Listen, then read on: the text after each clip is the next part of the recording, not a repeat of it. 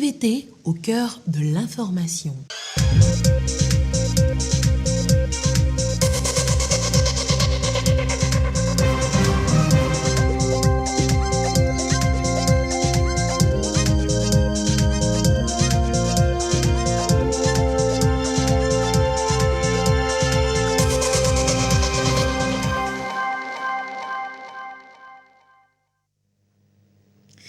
Il est l'heure du journal sur la télévision togolaise. Madame, monsieur, bonsoir. Et voici les titres de cette édition. Avez-vous des actes d'état civil? En connaissez-vous l'importance? Ce 10 août, journée africaine des fêtes d'état civil, nous vous proposons dans cette édition de les découvrir ou plutôt de les redécouvrir. Le Japon soutient le secteur éducatif au Togo. En témoigne le contrat signé ce jour permettant au Japon de réhabiliter et doter l'école primaire publique d'Afugandi de matériel didactique adéquat. À découvrir dans ce journal.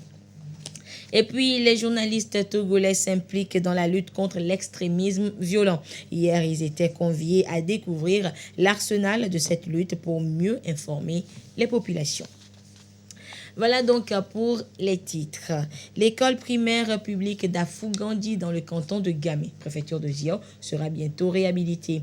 La République du Japon a signé cet après-midi un contrat de don avec l'association des parents d'élèves de la dite école. Contrat dans lequel le Japon s'engage à doter l'EPP Afugandi d'infrastructures adéquates afin d'offrir de meilleures conditions de travail aux élèves et aux enseignants. Nous y reviendrons donc dans nos prochaines éditions. Et nous passons donc de l'éducation à l'agriculture avec la coordination togolaise des organisations paysannes et des producteurs agricoles qui entame la 3e série de formation des jeunes sur l'agroécologie avec comme objectif de contribuer à lutter efficacement contre le changement climatique. 12 fermes écoles accueillent les jeunes pour cette cause à travers tout le pays. Le compte rendu sur place avec Désiré à l'œil. Face aux défis climatiques, la dégradation des sols, les bonnes pratiques agricoles, l'agriculture intelligente doit être une priorité. L'enjeu du défi agroécologique est aujourd'hui capital. L'État togolais, au travers de multiples programmes et projets, pousse les acteurs agricoles vers ce domaine prometteur dans l'objectif de relever le défi. Ces jeunes agriculteurs sont à cette école ici, à Tchamba. Le projet est axé sur la théorie et la pratique.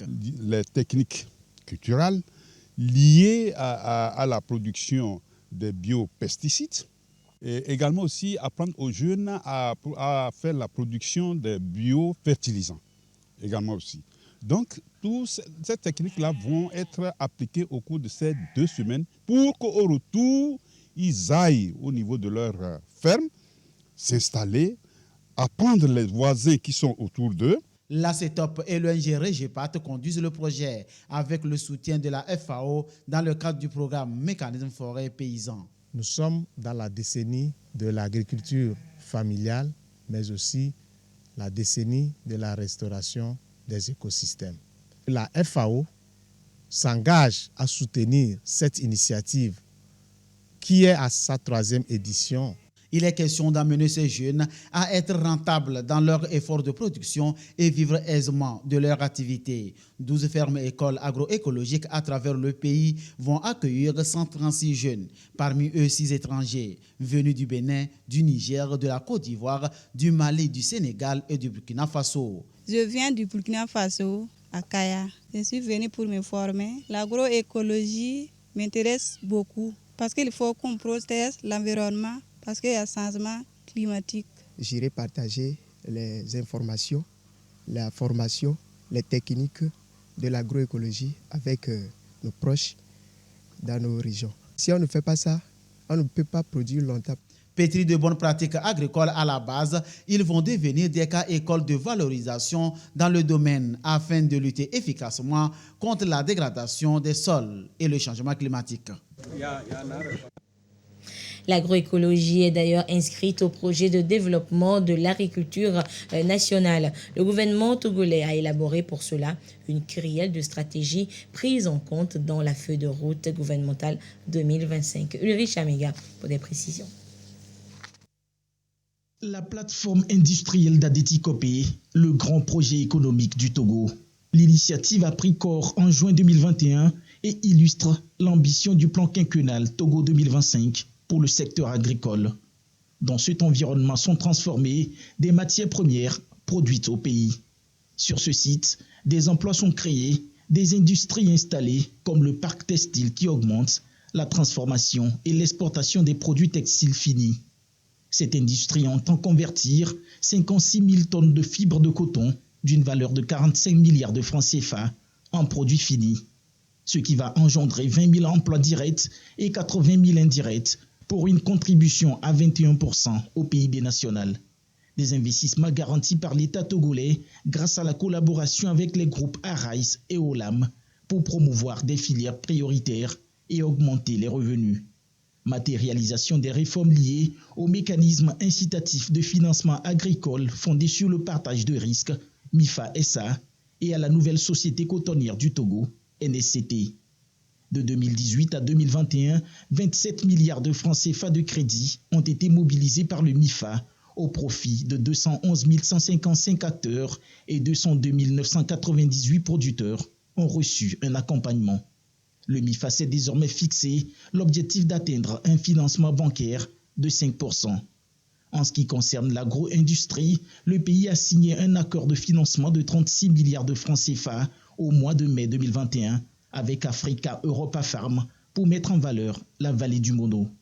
Conscient des 40% au PIB que représente l'agriculture et face aux défis de modernisation du secteur, à l'insécurité alimentaire, le pouvoir public a misé sur l'extension des zones d'aménagement agricole planifiées. Pour la campagne 2021-2022, environ 80 ZAP ont été réalisés et mis en exploitation pour une superficie de plus de 7000 hectares.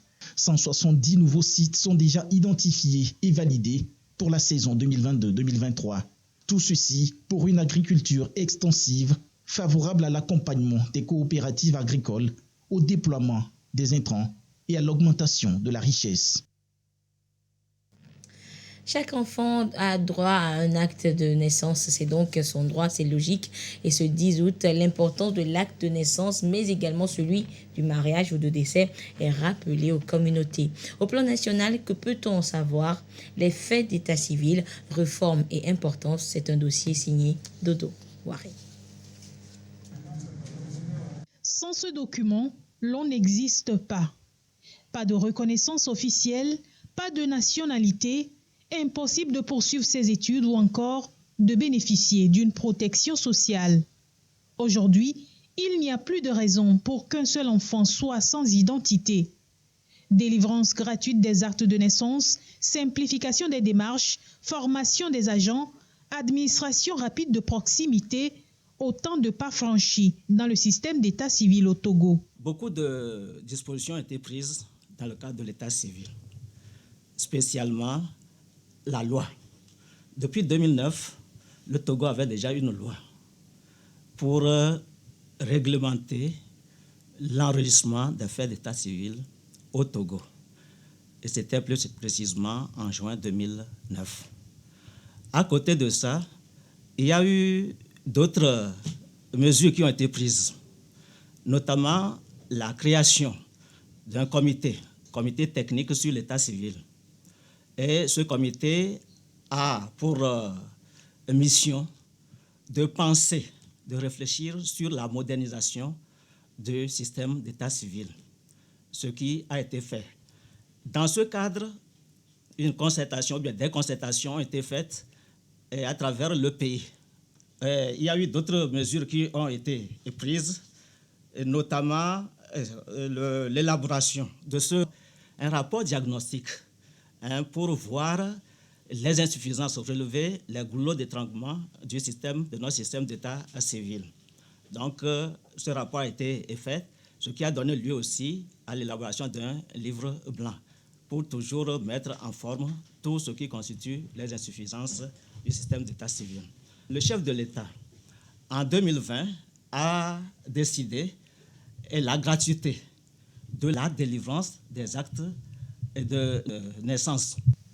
La mesure est en vigueur depuis janvier 2022.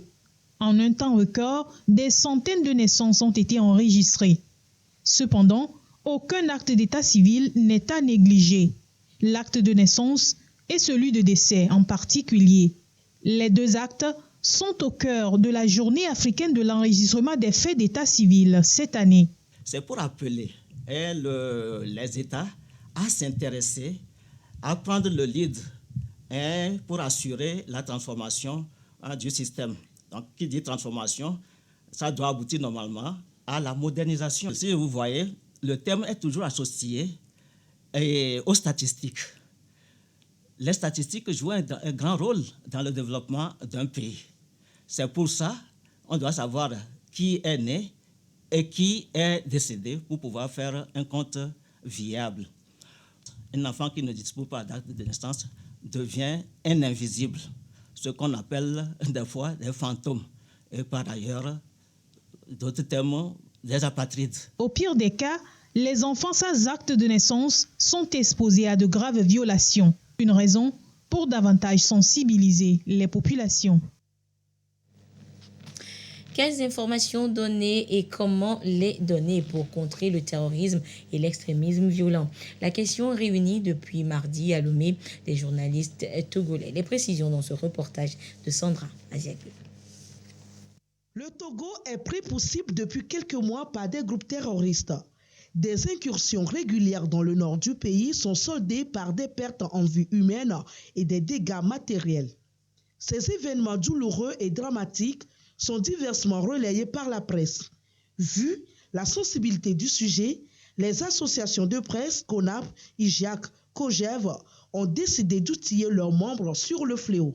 Quand il y a crise, il peut y avoir que l'État puisse redéfinir certaines libertés, pour ne pas parler de restrictions. Ce n'est pas vouloir donc museler la presse, mais c'est que les journalistes auront beaucoup plus de responsabilités dans le traitement des informations liées au terrorisme parce que nous sommes en temps de crise.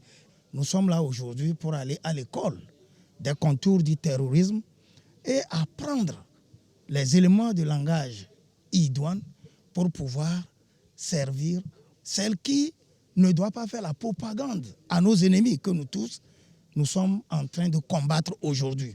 Les autorités du pays et les forces de défense et de sécurité nous appellent à une synergie. Dans la lutte contre le terrorisme, le journaliste joue un rôle important. Il est appelé à faire des recoupements dans la perspective de ne rendre publiques que des informations de qualité pour la population.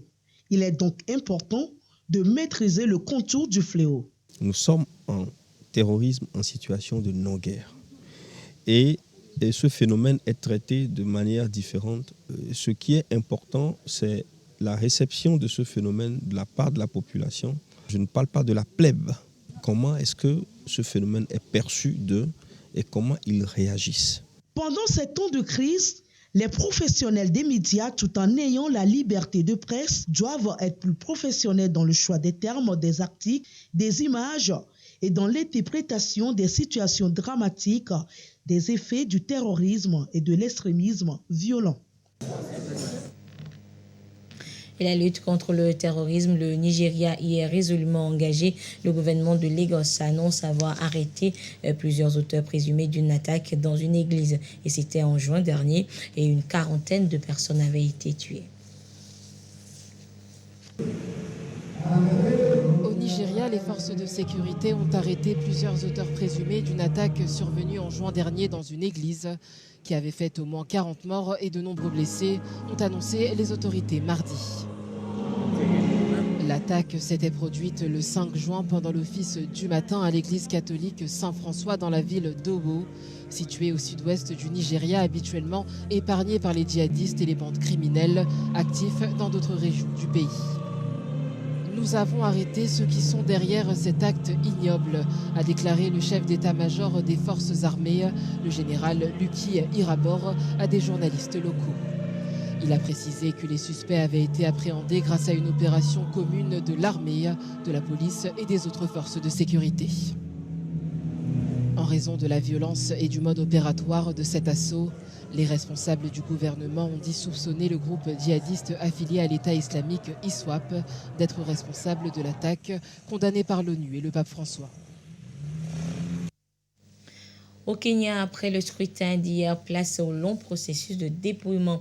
Les premiers résultats sont attendus déjà demain jeudi, mais pour l'heure, difficile de savoir qui de Raila Odinga ou de William Ruto sera le futur président du Kenya. Après le scrutin de mardi, le Kenya a désormais le regard tourné vers la commission électorale, appelée à publier le secret des urnes. Elle promet de mettre fin au suspense à partir de jeudi, alors que mercredi, en guise d'avant-goût, l'organe en charge de l'organisation des élections a dévoilé le taux de participation. Il serait de 65%, loin des 80% de 2017. Mardi, les 22 millions d'électeurs étaient attendus aux urnes dans un contexte dominé par une inflation galopante. Mais l'enjeu reste de taille, désigner le successeur d'Ouro Kenyatta qui fera ses valises après 10 ans au pouvoir. Le président sortant a du reste soutenu la candidature de son ancien adversaire, Raila Odinga. À 77 ans, le vétéran de la politique kenyane livre peut-être son dernier combat. Un échec face au vice-président William Ruto sonnera sans nul doute le glas de ses ambitions présidentielles. La première puissance économique d'Afrique de l'Est a transcendé les lignes ethniques traditionnelles qui nourrissaient les heurts. En 2017, les violences post-électorales dans le pays avaient coûté la vie à plus de 1000 personnes. La jeunesse de tous les continents est à l'honneur chaque 12 août à travers le monde. Et cette année, la journée de la jeunesse met l'accent sur la consolidation intergénérationnelle pour créer un monde pour tous les âges. La communauté internationale exprime ainsi sa volonté de renforcer et faire vivre le lien entre les générations d'hier et celles d'aujourd'hui. Un message fort que la ministre en charge de la jeunesse, la ministre togolaise en charge de la jeunesse, adresse par la même occasion aux jeunes Togolais. Les précisions dans ce reportage de Clarisse Atikle.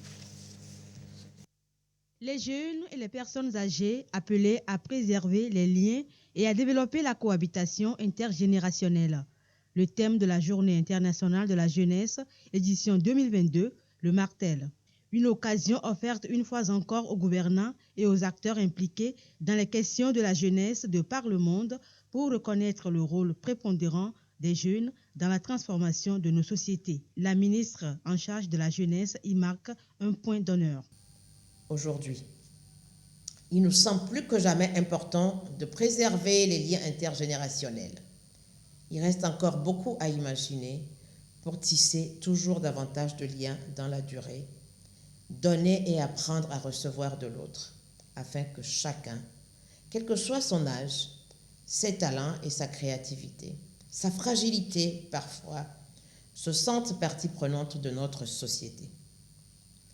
En ce sens, il est important de valoriser l'appétence des générations montantes pour l'engagement citoyen concret au service de la solidarité entre les générations et développer la cohabitation intergénérationnelle comme levier de développement économique et social durable.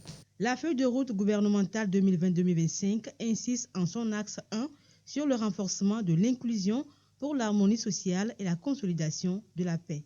Les initiatives telles que le volontariat de compétences, d'engagement citoyen et senior y contribuent. Pour les jeunes, le volontariat est l'une des voies assurées pour prendre part aux défis actuels et se sentir utile, tandis qu'il offre aux seniors l'opportunité de jouer un rôle précieux dans la transmission des savoirs, tout en vieillissant de façon active, en apprenant de cette jeunesse qui les bouscule avec ses nouveaux codes.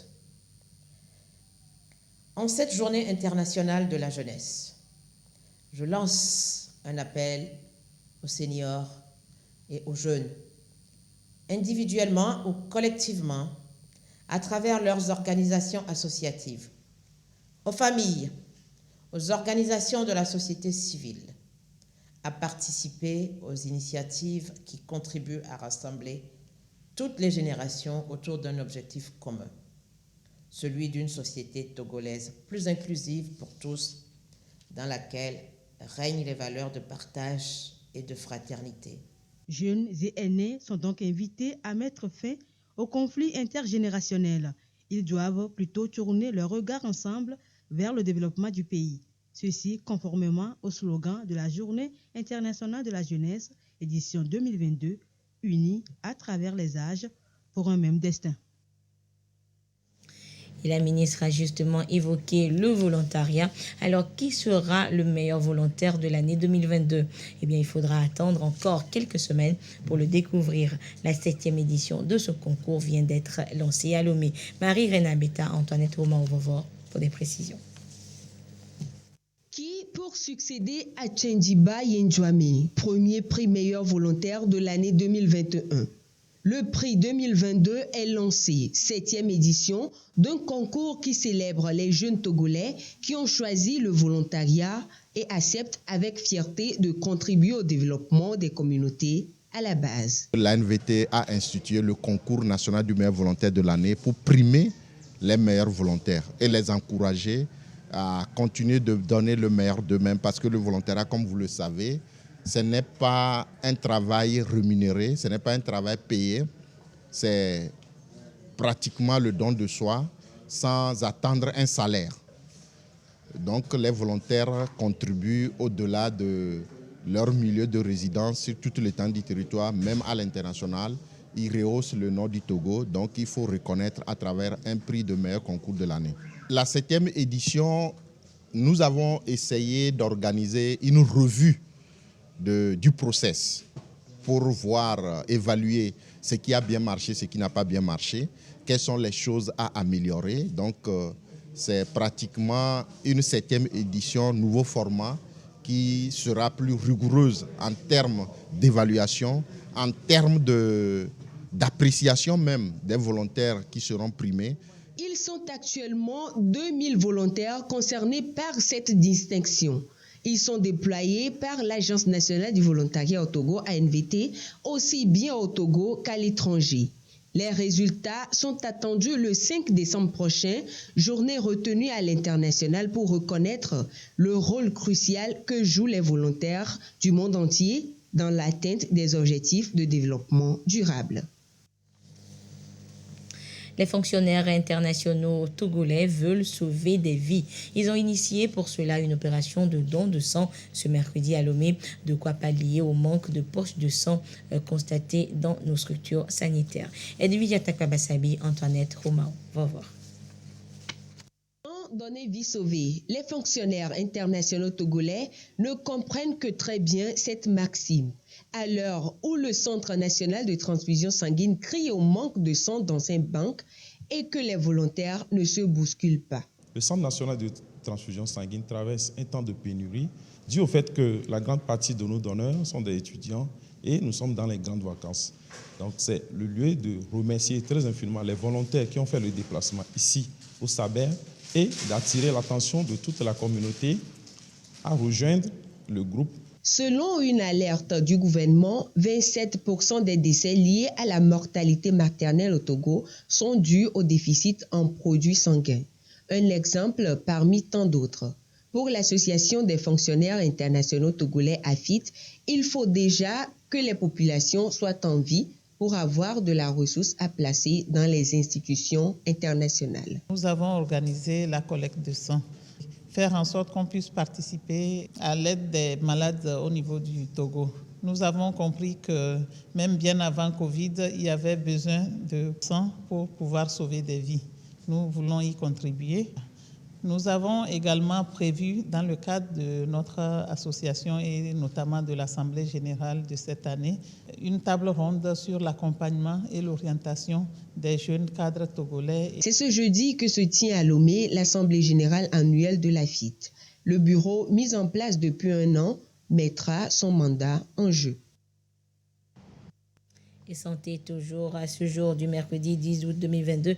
La situation de la pandémie au nouveau coronavirus Covid-19 au Togo se présente comme suit. Le nombre de cas confirmés s'élève à 38 236.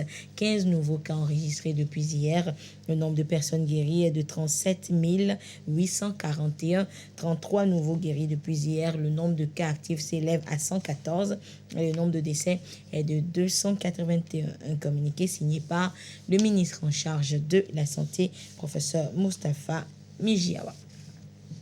Actualité sportive à présent avec cette annonce de Serena Williams. La star américaine de tennis va définitivement déposer sa raquette. Après 25 ans de carrière, elle annonce sa retraite. La légende du tennis, Serena Williams, va bientôt raccrocher sa raquette. À 40 ans, la championne américaine a annoncé qu'elle prendrait sa retraite peu après l'US Open en septembre. Son annonce a suscité beaucoup de réactions auprès de ses fans et dans le milieu du tennis. À l'instar de sa consoeur Coco Gauff, finaliste du Roland-Garros à seulement 18 ans, qui rêve de jouer contre elle. Je savais que ça allait finir par arriver. Je ne savais pas si ça allait être lors de cette US Open ou le suivant. Mais oui, c'est définitivement pas vraiment choquant, mais quand même un peu parce que toute ma vie, je l'ai vue jouer. C'est un peu triste parce que j'ai toujours voulu jouer contre elle. J'espère donc que les tirages au sort à Cincinnati, à l'US Open ou ici au Canada pourront nous permettre de nous affronter. Avec ses 23 titres en Grand Chelem, Serena Williams a donné une couverture sans précédent aux femmes dans le tennis. Ces résultats font d'elle la première joueuse de l'histoire à avoir tout gagné, et ce en dépit de remarques sexistes sur sa tenue ou sur ses choix de parcours. J'ai grandi en la regardant. C'est la raison pour laquelle je joue au tennis aujourd'hui. Et vous savez, le tennis était un sport majoritairement blanc. Cela m'a donc beaucoup aidé parce que j'ai vu quelqu'un qui me ressemblait dominer le jeu, et cela m'a poussé à croire que je pouvais dominer aussi. Et je pense que toute son histoire, l'histoire des sœurs Williams, pas seulement Serena, mais tout ce que M. Williams a fait pour ses filles, a inspiré mon père, qui a continué à m'entraîner et à m'aider. Même s'il n'avait pas beaucoup d'expérience du tennis, il s'est dit « si M. Williams peut le faire, alors je peux le faire ». Ce n'est pas seulement ce que Serena et Vénus ont laissé, c'est aussi toute la famille Williams en général.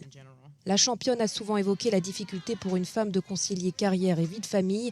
Mère d'une petite fille, la joueuse a motivé sa décision par son désir d'avoir un deuxième enfant. « Je ne veux absolument pas être à nouveau enceinte en tant qu'athlète. J'ai besoin d'être à 2 pieds dans le tennis ou à 2 pieds en dehors », a déclaré la joueuse au magazine Vogue.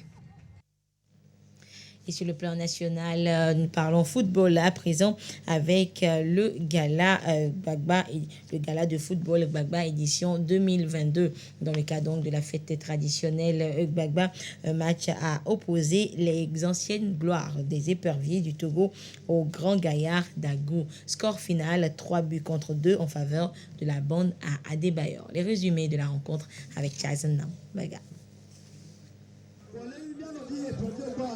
Les vieilles gloires des éperviers du Togo, en bleu, croisent les crampons avec les gaillards d'Agou en vert. Le coup d'envoi de ce match de gala de 2 fois 40 minutes est donné par le député maire de la commune Agou 1. Tout d'abord, il me revient de saluer l'initiative du chef de l'État, son Excellence Professeur Nyasingbe, garant de nos us et cultures, toujours garant de l'usage de nos traditions. La fête de Gbagba, comme vous le savez, est l'arrivée de la nouvelle Igname. Donc c'est dans cet objectif-là, bientôt à notre 100e édition, que j'ai voulu garder les populations ensemble en organisant ce match amical. La rencontre âprement disputée a connu quelques minutes d'observation avant cette incursion ratée des gaillards d'Agou.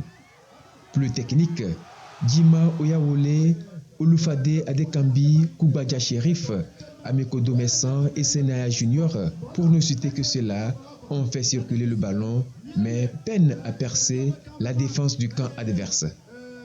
Plusieurs occasions de but n'ont pas abouti de part et d'autre. Les 40 premières minutes furent ainsi soldées par un score nul et vierge de 0 but partout. À la reprise, les remplacements tactiques opérés par chaque camp ont changé le cours du jeu. Ce sont les gaillards qui ouvrent le score à la 50e minute par Amorin Esso sur cette action. L'entrée du capitaine Cheyi Adebayor a renforcé le schéma offensif des vieilles gloires des éperviers. Sans surprise, à la 59e minute, Adebayor égalise pour son camp. À la 70e minute, Senaya Junior corse l'addition sur cette action initiée par le capitaine Adebayor. Cheyi Adebayor, l'homme du match, revient encore une fois à la charge à la 78e minute sur ce pénalty. Poussée par leur public, la bande à Togui Agoulété 11, dans un sursaut d'honneur, réduit le score dans le temps additionnel. 3-2, c'est le score final en faveur des vieilles gloires des éperviers du Togo. Donc voilà, je suis arrivé à Gbagba pour faire un match amical où je me retrouve entre mes grands frères. Donc pour moi c'était beau, c'est juste formidable. Mais en tout cas, félicitations à la ville pour pouvoir rassembler ces légendes. C'est pas du tout évident. Mais bon, on a répondu à l'appel et en tout cas, merci beaucoup. Nous pensons que associer le sport à la tradition, c'est tout à fait légitime. L'autre temps fort de cette rencontre est cette sensibilisation sur le vivre ensemble et le fair play aussi bien sur le stade qu'en dehors. Nous cherchons, dans cette période aussi un peu difficile avec les problèmes sécuritaires, à renforcer les liens entre les populations pour que nous soyons vigilants face aux dangers. Le district d'Agou a bénéficié d'un lot de 10 ballons offerts par la ministre des Sports en vue de soutenir le football local dans la préfecture d'Agou. Le garde des Sceaux, ministre de la Justice et de la Législation, porte à la connaissance du public qu'il est ouvert 2 concours externes et internes d'entrée au centre de formation des professions de justice, l'un au département des magistrats et l'autre au département des greffiers et secrétaires de parquet au titre des années académiques 2022-2023 et 2023-2024. Les conditions à remplir par les candidats, les dates de dépôt et de clôture des dossiers de candidature, les lieux de dépôt, les épreuves d'admissibilité et d'admission ainsi que le programme des matières sont à consulter au centre dans l'enceinte de l'université de Lomé, à la cour d'appel de Kara et sur le site internet du centre à l'adresse électronique le www.cfpj.tg